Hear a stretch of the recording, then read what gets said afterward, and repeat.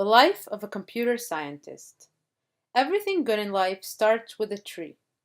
On September 24th, 1954, a new node was created. It was called Menachem. Gad. Gadi. Chavayot, many, husband, father, grandfather. Well, it depends who's asking, as from that day forwards, only annoying phone salespeople will be told that his name is Menachem, so that they can be easily differentiated from the rest of the world.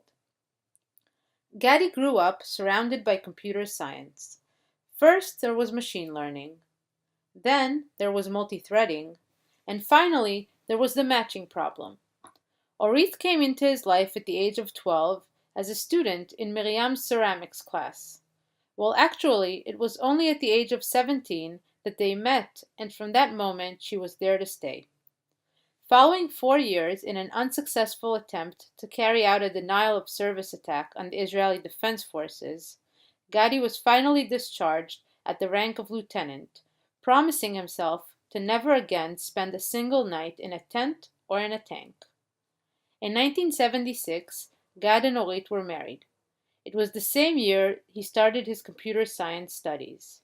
Why computer science? Good question.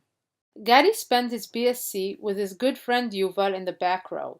Planning his studies from one soccer match to the next, he nearly flunked out the summer of 1978 when he could not prepare for his exams because of the World Cup games. Given his knack for optimizations, Gadi claimed that the World Cup only happens once every 4 years, whereas exams take place every semester. He completed his MSc with Tzvi Galil in 83 and his PhD with Uzi Vishkin in 87. His PhD days were spent sharing a room with Baruch Shibir. I still remember the first time I met Gadi. It was in April 1985. When I entered Gadi's office, he first greeted me with a big smile. This is one of the Gadi's huge trademarks. And as the story says, we lived happily ever after, sharing our passion to find cheap airplane tickets and other merchandise. In January of 1981, Gadi earned his almost favorite title and became a father.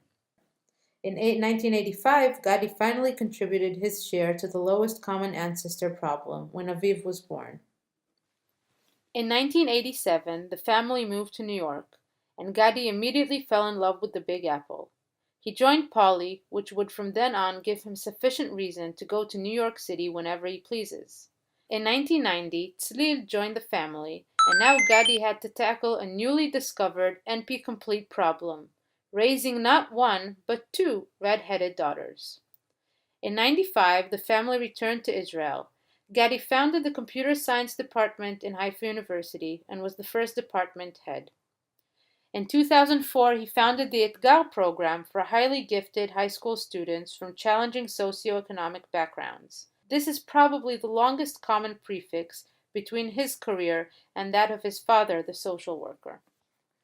In 2008, Gadi was elected to the City Council of Haifa, where he was head of the Security Committee, aka the Sheriff, and also took an active role in the Education Committee.